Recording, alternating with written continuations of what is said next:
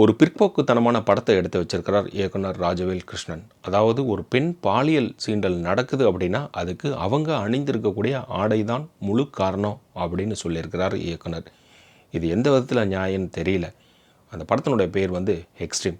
இதில் ரஞ்சிதா, அபிரக்ஷத்ரா, அமிர்தா, ராஜ்குமார், அப்புறம் ஆனந்த் நாகா இவங்கெல்லாம் நடிச்சிருக்காங்க. இந்த படத்தினுடைய ஓப்பனிங்கில் ஒரு காங்கிரீட் பில்லருக்குள்ளார ஒரு பெண்ணுடைய பிணம் இருக்குது. அது யார், எதுக்காக கொண்டாங்க, ஏன் கொண்டாங்க அப்படிங்கிற கேள்விகளோட கதை விரிய ஆரம்பிக்குது. அந்த ஏரியாவுடைய இன்ஸ்பெக்டர் ராஜ்குமார் இந்த விசாரணையை தொடங்க ஆரம்பிக்கிறார். ஒவ்வொருவருடைய பார்வையும் வெவ்வேறாக விரிய ஆரம்பிக்குது. அந்த ஸ்டேஷனுக்கு புதுசாக எஸ்ஐயாக ஜாயின் பண்ண வராங்க ரஞ்சிதா. ரஞ்சிதாவுக்கும் ராஜ்குமாருக்கும் ஏற்கனவே ஒரு சம்பவம் ஒன்று நடந்திருக்கு. அது என்ன ஏது அப்படிங்கிறது ஒரு ட்விஸ்ட் ஒன்று வச்சுருக்கிறாங்க. ஒரு கட்டத்தில் இந்த பெண் யார் அப்படிங்கிறத கண்டுபிடிக்கிறாங்க. அந்த பொண்ணு காணாமல் போய் 2-3 நாள் ஆகுது. அந்த பொண்ணுக்கு அப்பா இல்லை, அம்மா அப்பப்போ உடம்பு சரியாமல் வீட்டில் இருப்பாங்க. இந்த பொண்ணு அம்மா வேலை செய்த வீட்டு வேலைக்கு போயிட்டு இன்னும் வேலை செய்வாங்க, இல்லை சம்பள காசை வாங்கிட்டு வரதான் இந்த பொண்ணுடைய வேலை. அப்படி அந்த சம்பள காசு வாங்க போன இடத்துல அன்றைக்கி நைட்டு 8 மணி ஆகியும் அந்த பொண்ணு திரும்ப வரல. என்னாச்சு ஏதாச்சுன்னு போகிறப்ப தான் இந்த பொண்ணு பிணமாக கண்டுபிடிக்கப்படுறாங்க. இந்த பெண்ணை எதுக்காக கொண்டாங்க, ஏன் கொண்டாங்க அப்படிங்கிற விடை தான் படத்தினுடைய எண்டு. இந்த படத்துக்குள்ளே 2-3 கதைக்களங்கள்லாம் வச்சுருக்காங்க.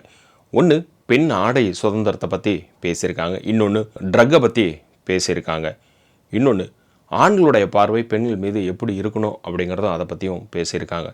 இதில் முரண்பாடே என்ன அப்படின்னா, இந்த ஆடை சுதந்திரத்தை பற்றி பேசியிருக்கிறது தான் ஓப்பனிங்கில் ஒரு பெண் தனக்கு பிடித்தமான ஆடையை போட்டுக்கிட்டு சோஷியல் மீடியாவில் ஆண்களோட பார்வையெல்லாம் இப்படி இருக்குது, அதை மாற்றிக்கணும் அப்படிங்கிற மாதிரி டெய்லியும் வீடியோலாம் போஸ்ட் பண்ணிட்டு வராங்க. அந்த பொண்ணுக்கு ஒரு காதலனும் இருக்கான். அவன் ஒரு கட்டத்தில் என்ன சொல்கிறான், அவனுடைய நண்பர்கள் இந்த பெண்ணுடைய புகைப்படத்தை பார்த்துட்டு வல்காரிட்டியாக 4-5 வார்த்தைகளை பேச இவன் கோபம் வருது. உடனே தன்னுடைய காதலிக்கிட்ட சொல்கிறான், இது வேண்டாம், நீ இந்த மாதிரியெல்லாம் ஆடை போடாத, இதுவே குற்றத்துக்கு காரணமாக கூட ஒரு கட்டத்தில் அமைய ஆரம்பிக்கும் அப்படிங்கிறான். கிளைமேக்ஸில் இந்த அமிர்தா யோசித்து பார்ப்பாங்க ஆனந்த் நாகா சொன்னதை.